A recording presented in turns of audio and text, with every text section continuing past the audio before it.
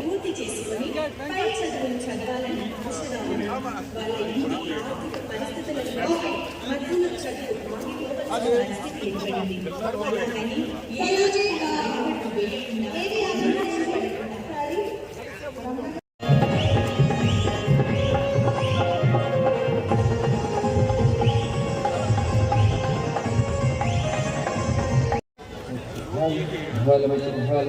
అని సౌండ్ లేపన మౌనం లేపన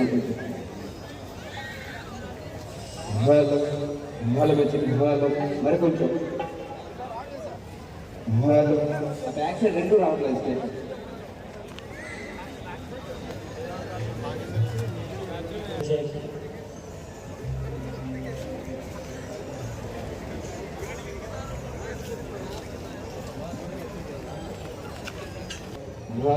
మరి కొంచెం లేదు మనం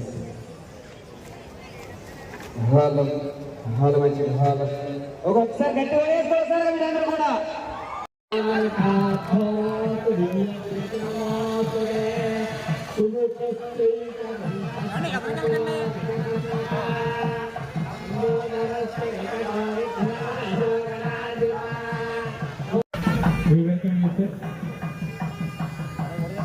అదేవిధంగా ఈనాటి వేడుకల ముఖ్య అతిథి మనందరం అభిమాన నాయకులు మక్కల్ ముదల్వర్ పిలువబడే ప్రధాన ముఖ్యమంత్రిగా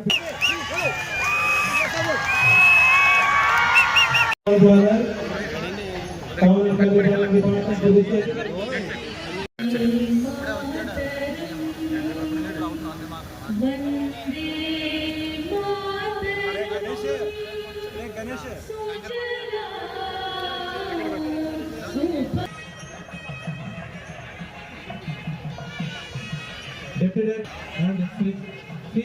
Jayakumar.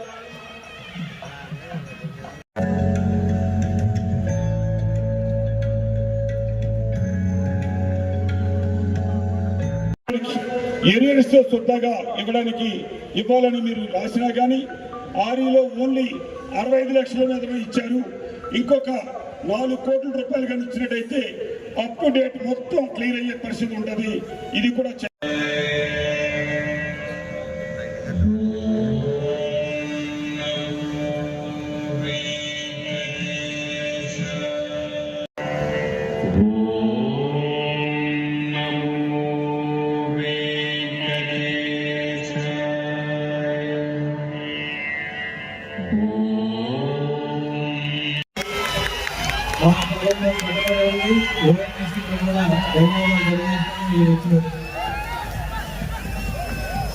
కదలకండి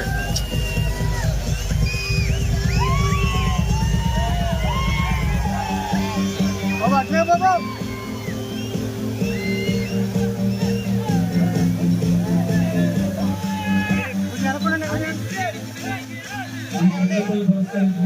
ఎన్నో మంచిగా చదువుతాను కూడా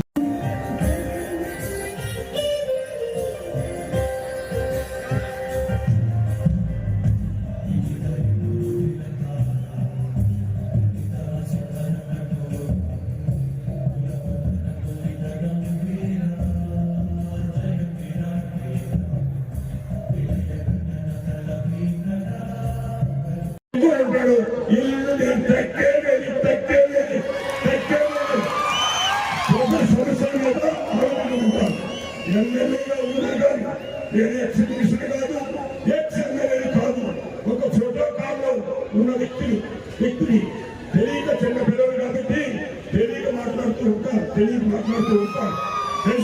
తెలుసుకోవాలి. లాస్ట్ అండ్ ఫైనల్ గా రీజెన్సీ సిరామిక్స్ 2012లో కొంతమంది దుర్మార్గులు ఈ ఊళ్ళో కాకుండా బయట నుంచి కూడా వచ్చి రీజెన్సీని టోటల్ గా అక్కడ ఉండే వైస్ చైర్మన్ చంద్రశేఖర్ గారిని అలాగే వర్కర్ సంఘం ఉన్న ప్రెసిడెంట్ హార్ట్ అటాక్ వచ్చింది, చనిపోతే పోలీస్ స్టేషన్ లో. దానికి నేను ఆ రోజు చైనాలో ఉండి ఆ రోజు వస్తే మీరే ముఖ్యమంత్రిగా ఉన్నారు, మీ దగ్గరికి వచ్చి ఈ విధంగా ఉండాలి జరుగుతుంది అని చెప్పి బయలుదేరి వచ్చాను. కానీ అక్కడి నుంచి వేరే ఒక ముద్దాయి, ఎవరు వర్కర్స్ చంపేసిన ముద్దాయి. నేను ఊళ్ళో లేను, నాకేమి అందులో కానీ పాత్ర కానీ ఏమీ లేదు. కానీ వాళ్ళందరూ ఇప్పుడు ఏజెన్సీ అని చెప్తూ ఉన్నారు. ఈ ఏజెన్సీని రీఓపెన్ చేయడానికి మీరు పూర్తిగా సహకరించండి. కానీ సబ్జెక్టు కండిషన్ 3 సంవత్సరాల నుంచి 5 సంవత్సరాలు దాటి ఫ్యాక్టరీ ఇక్కడ నుంచి ఇండస్ట్రియల్ ఏరియాకి వెళ్ళాలి. ఎందుకంటే 1983 అప్పుడు వచ్చినప్పుడు ఏజెన్సీకి చుట్టుపక్కల ఇండస్ట్రియల్ ఏరియా కాదు, ఇక్కడ ఉన్న ఫ్యాక్టరీస్ అన్ని కూడా అడిగిపోవడం షిఫ్ట్ అయిపోయి వీరికి కూడా 100 ఏకర్స్ అడిగిపోవడంలో ఉంది ఇండస్ట్రియల్ ఏరియాలో. ఇతని వల్ల రాబోయే గవర్నమెంట్ కి 70 కోట్ల రూపాయలు నష్టం వస్తుంది. ఈ 70 కోట్ల రూపాయలు తీసుకున్న తర్వాత వీరు రెసిడెన్షియల్ గా కానీ కమర్షియల్ గా కానీ వేరే వారికి సేల్ చేసే అవకాశం ఉంటుంది. సబ్జెక్టివ్ కండిషన్ ఈ ఫ్యాక్టరీ 3 సంవత్సరాలు ఇక్కడ ఉండాలి, సేల్ చేయకూడదు. చేసేటంటే ఎంటైర్ అమౌంట్ ఇంట్రెస్ట్ సొంతగా గవర్నమెంట్ కి రీపే చేయాలి.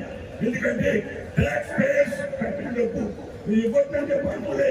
నేను ఫస్ట్ టైం మీకు 30 తారీఖున మీకు అలాగే గవర్నర్ గారికి ఫస్ట్ ఇచ్చున్నాను.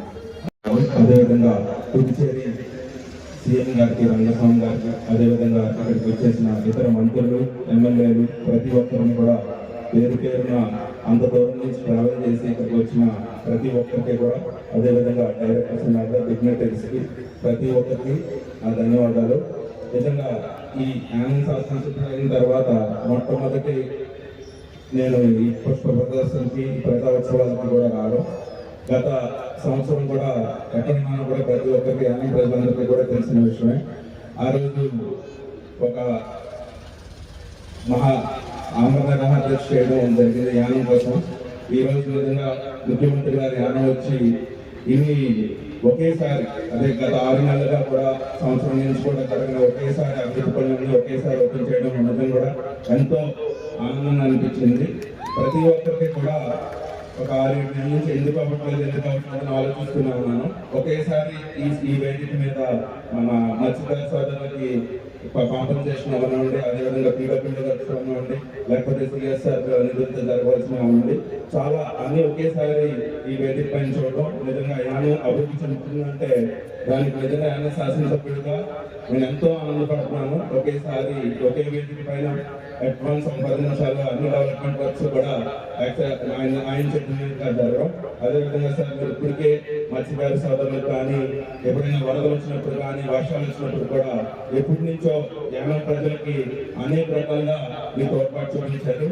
ఎప్పటికప్పుడు నిధులు కేటాయిస్తూనే ఉన్నారు. కానీ యానం ప్రజలందరికీ కూడా మా వరకు ఒక శాసనసభ్యులు ఎన్నుకున్న తర్వాత కొన్ని పనులు శాసనసభ్యులు